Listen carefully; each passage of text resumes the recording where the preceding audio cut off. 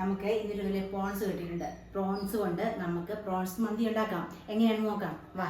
ഒരു പിഞ്ചോളം ജാതിക്കാപ്പൊടിയും ഒരു പിഞ്ചോളം ഡ്രൈഡ് നാരങ്ങയുടെ പൊടിയും 1 ടേബിൾ സ്പൂൺ കാശ്മീരി മുളക് പൊടിയും 1 ടേബിൾ സ്പൂൺ കുരുമുളക് പൊടിയും 1/4 ടീസ്പൂൺ മഞ്ഞൾപ്പൊടിയും പിന്നീട് ആവശ്യത്തിന് ഉപ്പും 1/4 ടീസ്പൂൺ മന്തി മസാലയും 1/4 ടീസ്പൂൺ ജീരകപ്പൊടിയും 1 ടേബിൾ സ്പൂൺ തൈരും ആവശ്യത്തിന് ഉപ്പും വെളിച്ചെണ്ണയും എല്ലാം ചേർത്ത് അതിനെ മാരിനേറ്റ് ചെയ്ത് മാറ്റി വെക്കുക. പിന്നീട് ഒരു പാൻ എടുത്ത് ചൂടാക്കി അതിലേക്ക് ആവശ്യത്തിനുള്ള സ്പൈസസ് മന്തി മസാലയ്ക്ക് ആവശ്യമായിട്ടുള്ള സ്പൈസസ് എല്ലാം ഇടുക. ബേ ലീവ്സ്, ഡ്രൈഡ് നാരങ്ങയുടെ 1/4 ഭാഗം, കറുവാപ്പട്ട, ഗ്രാമ്പു, മല്ലിയില, പുതിനയില എല്ലാം ഇട്ട് 2 ഗ്ലാസ് അരിയാണ് ഞാൻ എടുത്തിരിക്കുന്നത്. അതിന് 4 ഗ്ലാസ് വെള്ളം ഒഴിച്ച് അതിന് വേവിക്കാൻ വെക്കുക. പിന്നീട് നെയ്യ് ചൂടാക്കി അതിലേക്ക് 2 സവോള വറുത്ത് കോരുക. അതിനുശേഷം അതിലേക്ക് അണ്ടിപ്പരിപ്പും മുന്തിരിങ്ങയും വറുത്ത് കോരുക.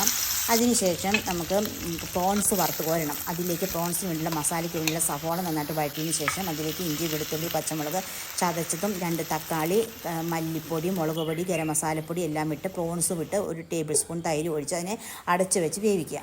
അതിന് പിന്നീട് ഒരു പാത്രത്തിലേക്ക് ലെയർ ആണെങ്കിൽ ചോറും ഇടുക, മസാലകൾ ഇടുക, സവോള വറുത്ത് വെച്ചത് ഇടുക. അങ്ങനെ തട്ടായിട്ട് ഇട്ടതിന് ശേഷം നമ്മൾ ചാർക്കോൾ വെച്ച് കത്തിക്കുക.